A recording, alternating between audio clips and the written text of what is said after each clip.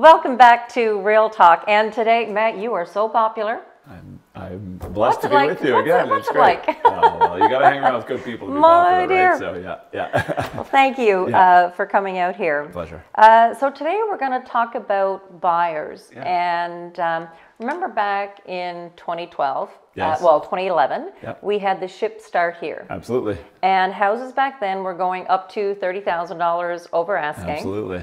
In 2012, if you tried to sell your house, in 2012 when it stopped. Yep. So 3 years after, if you tried to sell your house, Yep. after that, Yep. you either broke even Yep. or you lost money. Yep. So here we are Yeah. in our market. I'm going to go back to High because I've been ranting about that for 3 years. Yes. Yeah. You had the home that sold for $500. Yeah. Then there was another home very similar, sold for $341. Yeah. And I think one would have just sold for $400 and change. Yep. Fully decked out. I was in it. Beautiful baby split on this street. So that poor chap who bought at $500, fully dated. Yep. What implications are buyers seeing when they purchased in COVID at what was perceived to be the market value at the time? Yeah. I mean, because you're dealing with 300 or 400 agents at our office. Yep. What are you hearing? Well, honestly, the problem that you run into is you get kind of trapped into a situation there, right? You don't realize a gain or a loss until you actually sell. And so if for some reason you're compelled to have to sell, you have to move for your job or, something happens with your family situation or something like that, that's where it gets really difficult. In the interim, as long as you can afford the payments and you're happy to carry on living in the home, you probably feel a little trapped in it. You're not necessarily recognizing the equity gain that everyone else is getting in their homes around you. But until that moment that you're compelled to sell, I don't think it really is real. There's certainly a little bit of, I would just describe it as a little bit of embarrassment sometimes too. As you're known as the guy who paid the most on the house on the street for the house, right? And so that's tricky as well. But I think as long as you can sort of sustain the payment, that you really don't have anything to worry about. You're still building equity in the home, like even as values come down. Rent, right? It's better than paying rent, exactly. But speaking of payments, Yeah. right? So let's say 2021, 22, 23, 24. So 3-year mortgages are going to be coming up. That's right. Some people say there are going to be delinquent mortgages. Yep. Other people are saying there isn't. I know in the States that I was looking at some of the stats, and there are several hundreds of thousands of people who have missed payments in the last 90 days. Yep. More southern states, actually. Yeah. So do you see that happening here? I think it depends who you're talking to, right? It does depend who you're talking to. It's early yet, to your point. Like the people who would have been aggressively trying to get in the market in 2020, we're only now at the point where 3 years are expiring. A lot of people take a 5-year fixed. It's probably their most common product that's sold at banks and through brokers. And so 24 and 25 will be really interesting to watch, right? Absolutely. Because some of the people who would have taken those on, the interest rate has grown such that you don't have any choice but to pay more each month, right? Yes. There's lots of flexibility that if you're working with a great broker or a great bank, they'll try and extend out your amortization to make sure that your payment stays comparable. But interest rates have essentially tripled in some ways, right? Like my best rate that I ever was offered was 1.79, and I think the best you can get now has a 5 in front of it. So, that's a big difference when it comes to your monthly payment. So, no stretching of my amortization is going to make my payment the same on that, and that's going to be tricky. I wonder, are people now, because we are, for the most part, stable within our mortgage rates? Yep. Would it make sense now to take a variable mortgage, even though it's high? It's crazy high, but would it make sense? I think it does, right? Certainly anything that I'm doing right now, and we have some investments that we do, my business partner and we have some construction that we do. Everything that we're taking is short, what we call short money. That's what we call it between each other, ourselves. So we'll take a 1 year on, we'll take a 2 year on, maybe at the most, but we're not out looking for 5 years at this rate right now, because we're essentially gambling or betting that we think it's going to come down slightly over the next little bit, and that's when we'll go try and find the longer term money. Yep. I'm surprised, again, talk about the market, and you hear everybody has an opinion, but when I'm looking at the stats, I'm seeing a lot of first-time home buyers. If you look at, there were 1,000 and change homes that were under 400,000 or 499 and under that would have sold year to date here in HRM. Yeah, absolutely. So that's all mostly first-time buyers, I would assume. Yeah, I would say so, right? That's the market that we're talking about there. I think there's two factors there, really.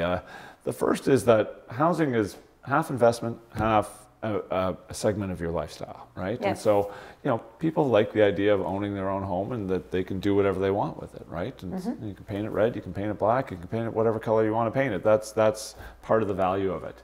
But this is also, the first-time home buyers, a whole generation of people who watch their parents get wealthy by owning real estate. And so as they see that opportunity for them in the windshield rather than the rearview mirror, as some of the parents are seeing, they're attracted to that, and it makes sense because it's been a very good run for real estate over the course of the last 60 years, right? Yeah.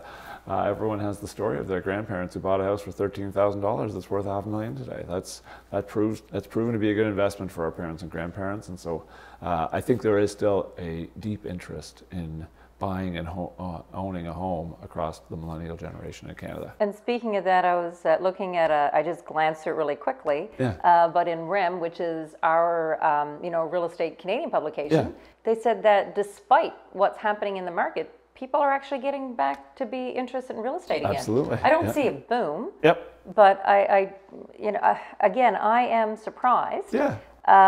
Again, under $699.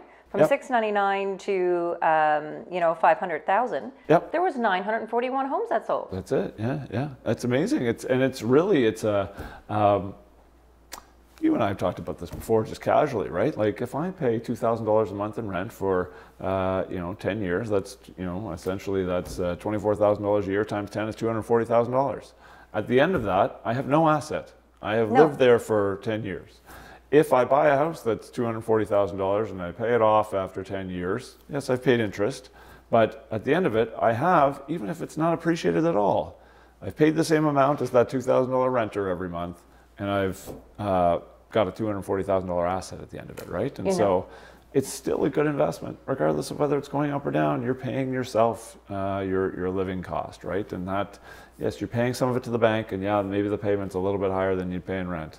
But still, at the end of it, you're building an asset, which is such an amazing thing in housing. I told you we're doing some activities within the team, and I've been going back, to some of my clients who would have purchased in 2011 and 2012. So back then, the average price point was $265,000. This is it, yeah. And the smile that comes on my face when I'm like, "Hey, did you know that this is what your home is like?" Who would have thought that when we were helping, buying that place back in 2011, that now it's worth $600,000? That's it. Exactly. I mean, not everybody's had that experience, but several people have. So, even, I believe on High Rigger, the chap who purchased at $500,000, the rest of the street just got to catch up. He didn't make a bad decision. He just got to hold on to it for a bit longer. That's all. Yeah, that's it. And if that guy bought a $500,000 place and he put 10% down, then he owned 10% of what he thought was a $500,000 asset. He actually owned 10% of a $400,000 asset.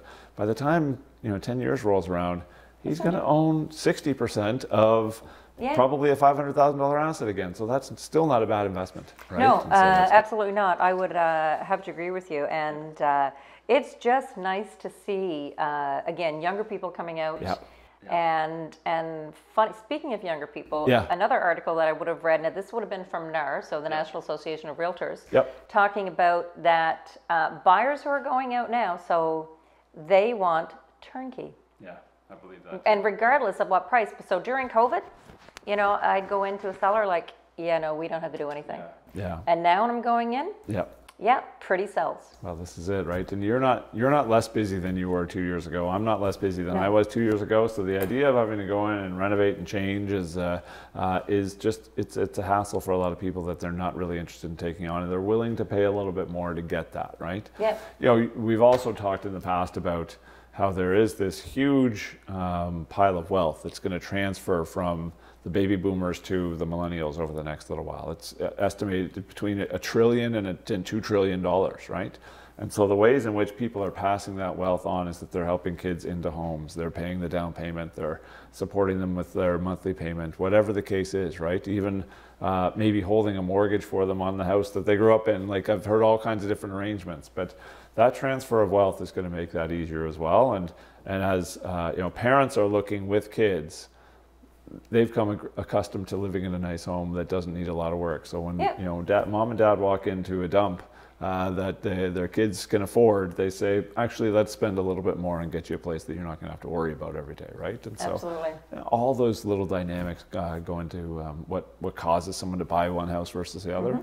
And I just believe that there is still a requirement of sellers to make sure that their home is going to be presented as perfectly as possible. Absolutely, 100%. Yep. Well, thank you once again for joining me. Thank you, Matt. Thank you.